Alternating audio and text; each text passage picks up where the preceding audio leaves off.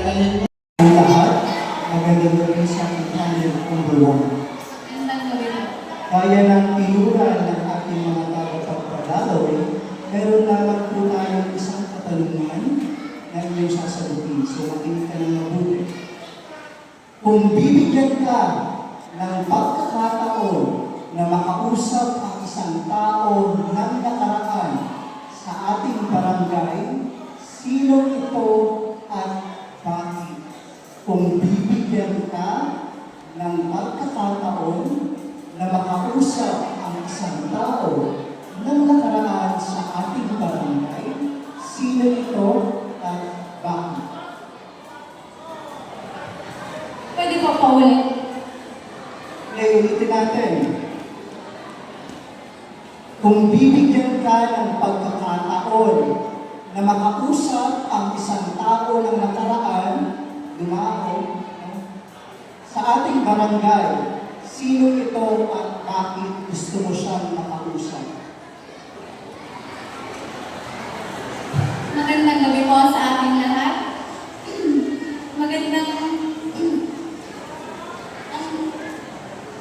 Para po sa akin, ang masasagot ko po ay wala po dahil sa ngayon po hindi ko po alam yung mga nangyayari. Pwede. Ibang tanong eh.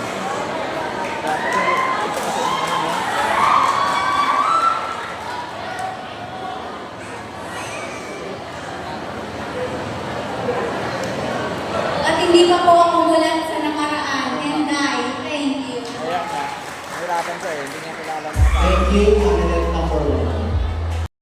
Unang kapitan ng Barangay Santa Teresa dahil gusto ko alam sa kanya kung paano na itaguyod ang Barangay Santa Teresa na may katakit ko, kung paano na napaunlad ang Barangay Santa Teresa. Dahil sa kanya ay patuloy natin na sinisilamin ang 149 founding anniversary na dahil sa kanya ay tayo ay may kaganapan sa araw na ito. Kung wala ang kanyang kapitan, ay wala tayong kaganapan ngayon.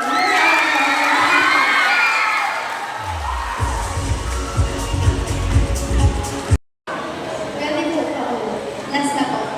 Kuman po ang bigyan ng nagais ko po kausapin ay si ex-kapitan Jesus Serna. Nais ko po itanong sa kanya kung ano yung experience niya ng pagiging kapitan dahil gusto ko rin po siyang tularan dahil sa aking pananaw po natatangin ko yung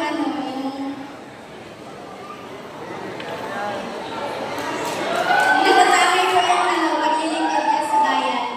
Kaya nais ko po siyang tularan upang maging isang huwaran din ng ibang mga kabataan. Yun lamang po at maraming salamat.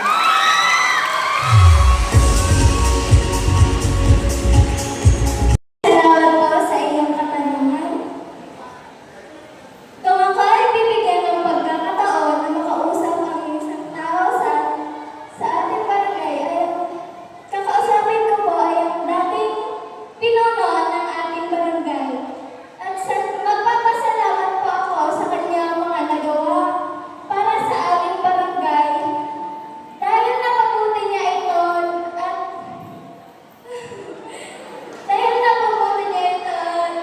pinaayos. Yan lamang po at maraming salamat. Maraming.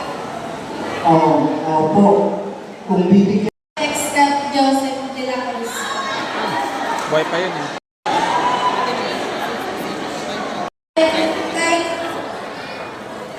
Dahil marami rin po siyang nagawa dito sa Barangay Santa Teresa. Marami po siyang natulungan ng mga tao. At nagkaroon din po ng kaunlaran ng Barangay Santa Teresa. Yun lang. Maraming salamat.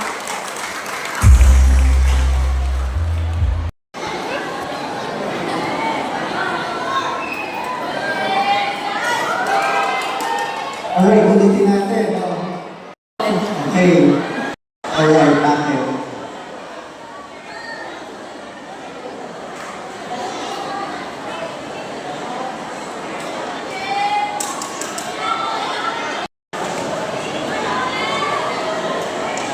Lola po dahil nalagos.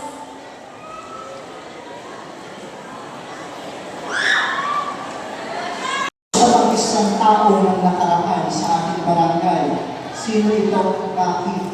Kung bibigyan ka daw ng pagkakataon na makausap ang isang tao ng nakaraan sa ating barangay, sino ito at bakit? Magandang gabi po sa inyong lahat at sa higit na po lalo sa marami.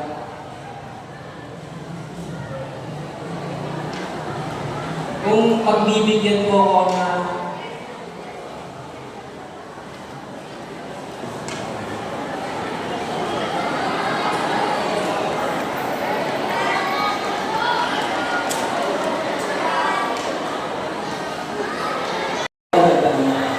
kung pagbibigyan po ako na kausapin ito,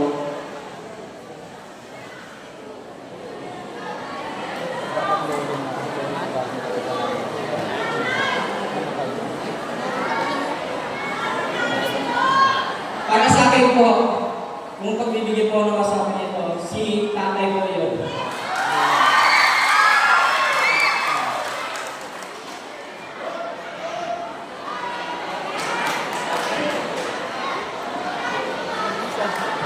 Bakit mo makausapin yung nanay mo? Kakausapin ko po siya na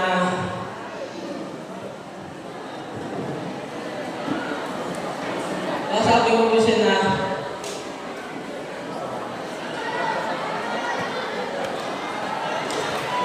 Natay, successful na ang amo mo.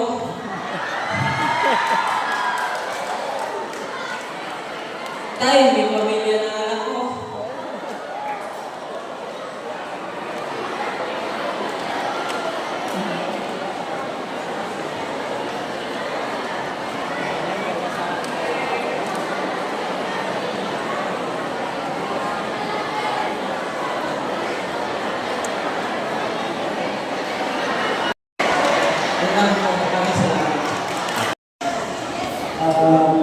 Kung bibigyan pa ako ng pagkakataon na makipag-usap sa nakaraan ay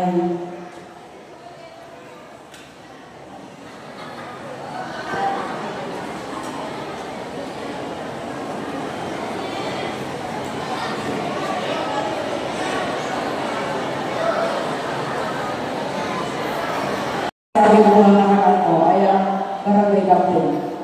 Para po mapa-ulat po itong barangay at hindi na po marunong sa masamang bisyo ng mga kabataan ngayon. Lamang po maraming salamat. Ang kakausapin ko na isang tao ay ang dating kapitan na namunaw dito. Dahil gusto ko itong malaman kung ano ang mga history na kanilang nalundan dito sa Santa Teresa. Yun lamang po at maraming salamat. Muli na kayo sa mga viewers na ito po sino. Siguro po yung kapitan ko. Tatanong ko po sa kanya kung paano niya pinatakbo o paano niya pinatakbo yung dating barangay na sinasakupan niya kung Ha? paano niya ito Bata pa kasi, kaya paano niya ito mapapaulan bilang mo ang salamat.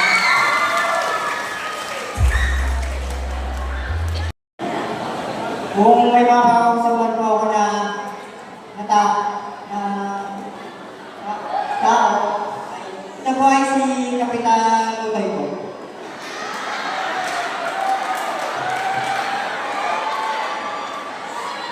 Dahil po,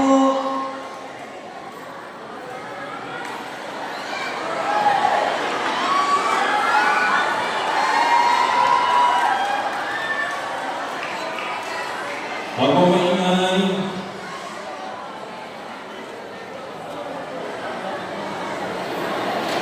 Ay, ano, bakit Ay, gusto ko po siyang makausap para unang-una po ay para po sa makakatulong po sa kagulihan ng barangay ng Santa Teresa. Bilang po, maraming salamat. Thank you, candidate number 5. Ka ng pagkakataon na makausap ang isang tao ng nakaraan sa ating barangay, sino ito ang bakit? Kung pagbibigyan po ako ng pagkakataon kausapin yung taong sa nakaraan po is yung lolo ko po, lolo ko. Ang pag-isip ko kasi po, isa po siya sa pinakamaagong kapital. Yun nga lang po ay hindi ko po siya naabutan. Sana po kung makausap ko siya ngayon, may kwento niya kung paano siya kagaling na kapitan doon panahon na. Yun lang po ang maraming salamat.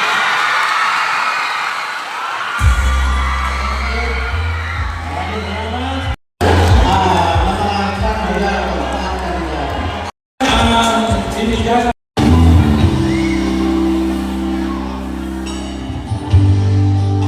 Matapos ang lahat, nagtitipahirap.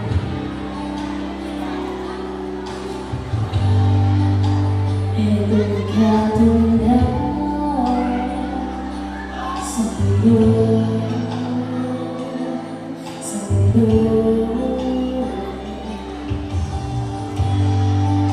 Hindi mo maisip,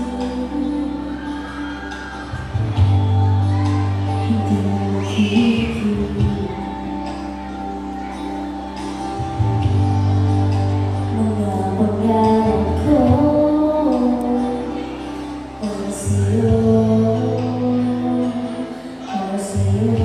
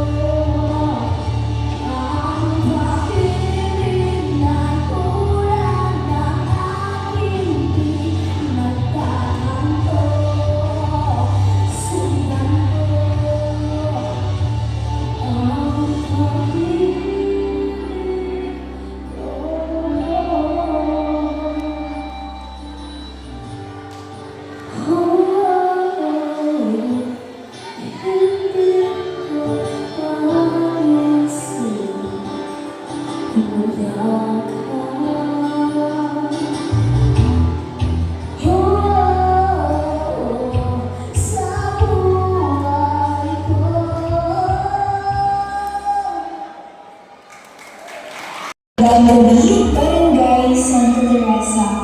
As I sit down to write this, a wave of emotion glides over me. It's hard to believe when an entire year has passed since I was given the honor of being your binibini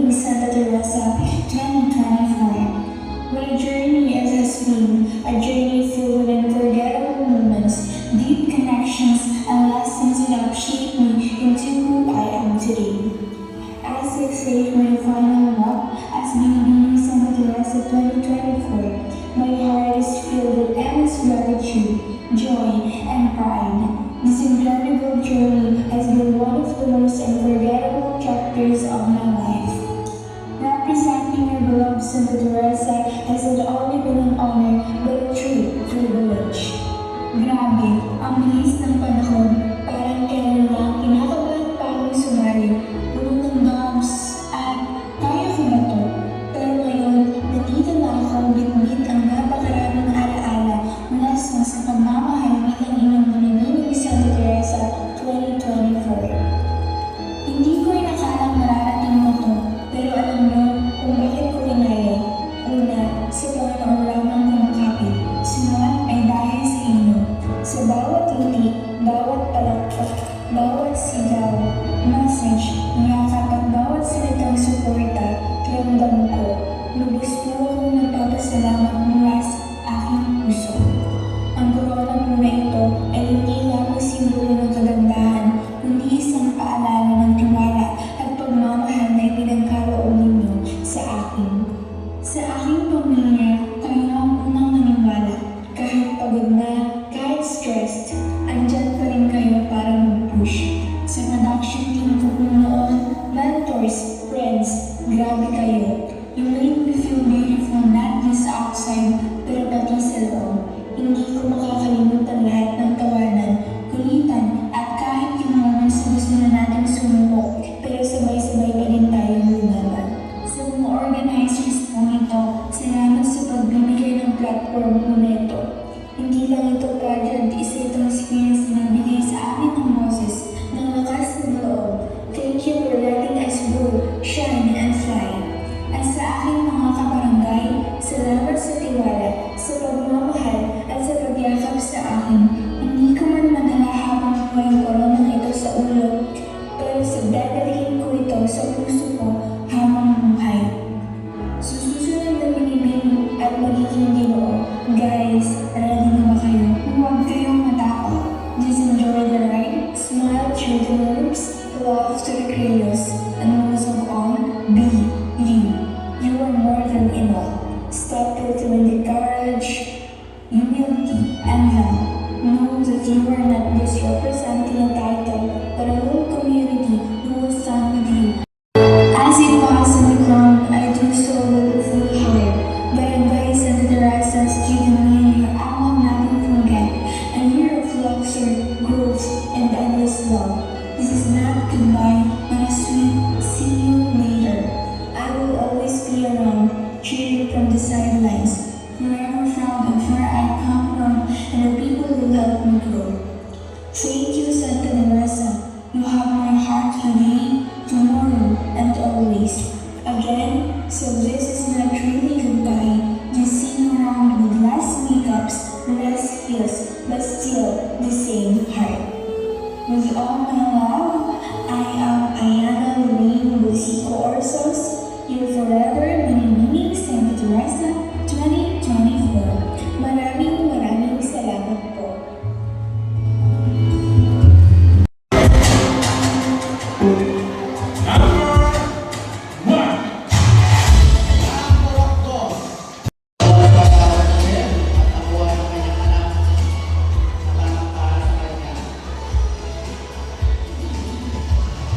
Okay, congratulations.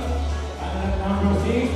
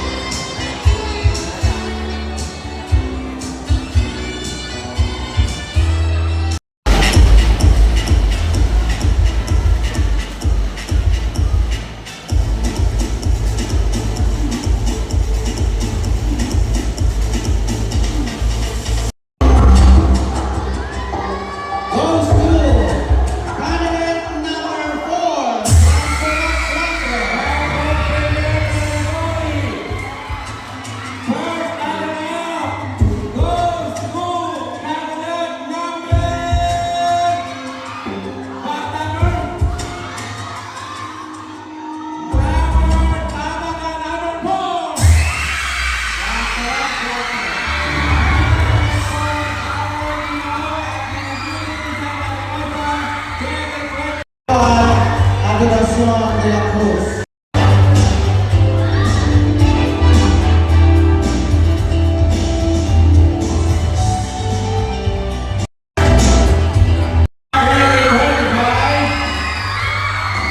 Oh, male category, candidate number 6.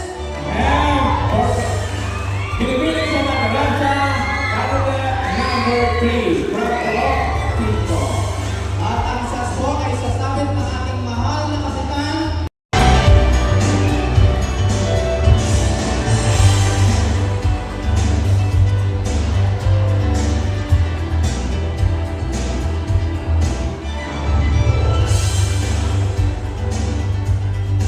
At ngayon po ay palapakan natin si Ayana para ganap na sali ng ating sasayawan. Ang ating bagong minamahal na Miss Santa Teresa 2025 at Mr. Santa Teresa 20. Forward,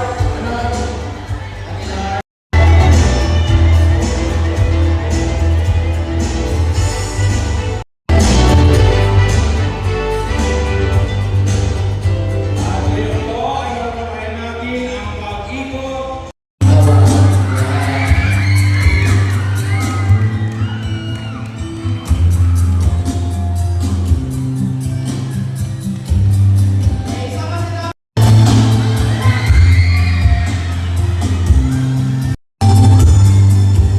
Congratulations again, Mr. Jason and Miss Diaz. Okay. And now let us hear the thank you message